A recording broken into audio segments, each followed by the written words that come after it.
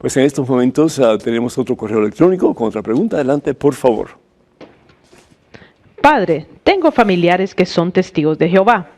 Tuvimos una conversación y me cuestionaron el por qué celebramos la Eucaristía, si solamente la pueden tomar los apóstoles y nosotros solo vivir la ceremonia. Mario, desde Indiana. ¿Dónde está eso en la Biblia, Mario? De que solamente los apóstoles pueden recibir la Santa Comunión. ¡Qué absurdo! Es decir, como si Jesús hubiera terminado su iglesia con los apóstoles y ya se hubiera terminado todo. Es cuando realmente empieza la iglesia. Porque si bien es cierto que Jesús escoge a Pedro para ser la piedra sobre la cual él va a edificar su iglesia, Jesús es la piedra angular, pero Pedro va a ser la piedra visible y en Pedro los demás papas. Es decir, si la iglesia se hubiera terminado con Jesús y con los primeros apóstoles, pues ni modo. Pero el hecho salvífico de Jesús, el deseo de que todos nos salvemos, la carta a Timoteo, primera carta, capítulo 2, que nos dice que Dios quiere que todos nos salvemos. Entonces la iglesia tiene que continuar. Y Jesús en la iglesia, Jesús la cabeza, y nosotros somos el cuerpo. Jesús va a continuar a través de su iglesia dándonos el pan de vida. ¿Por qué? Porque el pan de vida, la Eucaristía, es el sacramento central de nuestra fe. En los demás sacramentos se nos da a Dios, se nos da a Jesús.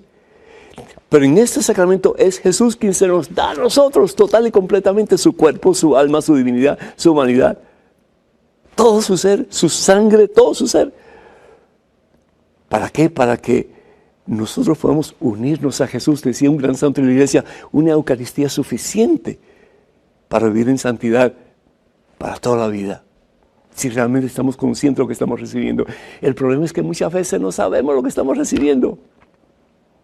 Recuerdo a aquella señora que llamó un día aquí a los estudios y dijo, Padre Pedro, si es cierto que ustedes los católicos creen que Jesús está en la Eucaristía, ¿por qué no cambian? ¿Por qué no cambian? ¿Por qué no son más como Jesús? ¿Por qué no lucen más como Jesús? ¿Por qué no tienen más las actitudes que tuvo Jesús? ¿Esa es la respuesta? Porque no creemos. Qué triste. No creemos. Como los hermanos testigos de Jehová, no creen. Pero sin embargo, ¿qué es lo que dice Jesús? Vamos a ver aquí, por ejemplo, si vamos nosotros al Evangelio según en vez del Evangelio según San Juan, o el Evangelio según San Lucas. Vamos a ir aquí un momentito a lo que dice la palabra de Dios. En la primera carta de San Pablo a los Corintios, el capítulo 11. Vamos a ir primero ahí, después vamos a ir Evangelio según San Mateo, 8, capítulo 2. Pero vamos a la primera carta de San Pablo a los Corintios, el capítulo 11. ¿Qué es lo que dice la palabra de Dios? Dice, versículo 23 en adelante. Yo he recibido del Señor lo que a mi vez le he transmitido a ustedes. Esto es la tradición apostólica. No está en la Biblia todo el contenido de lo que Jesús le enseñó a sus discípulos, tanto así que dice el apóstol Juan en el capítulo 21 de su Evangelio, que si fuéramos a escribir todo lo que Jesús dijo e hizo, no habría suficiente espacio en este mundo para tantos libros. Entonces tenemos nosotros la Santa Biblia, que antes de ser escrita como está hoy día, era tradición oral.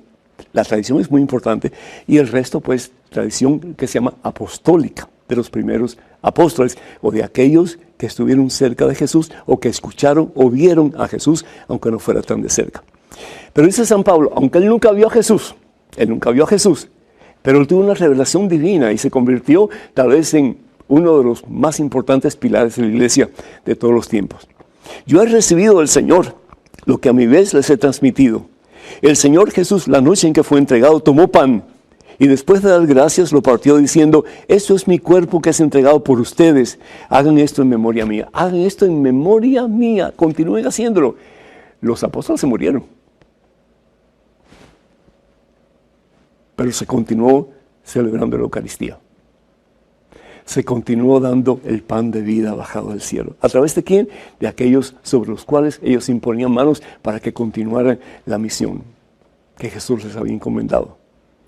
Y no solamente por un tiempecito, sino que hasta el fin de los tiempos. Dice, de igual manera, tomando la copa, después de haber cenado, dijo, esta copa es la nueva alianza de mi sangre. Mi sangre, dijo Jesús. Todas las veces que beban, háganlo en memoria mía. Continúen haciéndolo hasta el fin de los tiempos. Fíjense bien, cada vez que comen de este pan y beben de esta copa, están proclamando la muerte del Señor hasta que venga. Y termina diciendo, el que come y bebe indignamente de este pan y de esta copa, está forjando su propia condenación.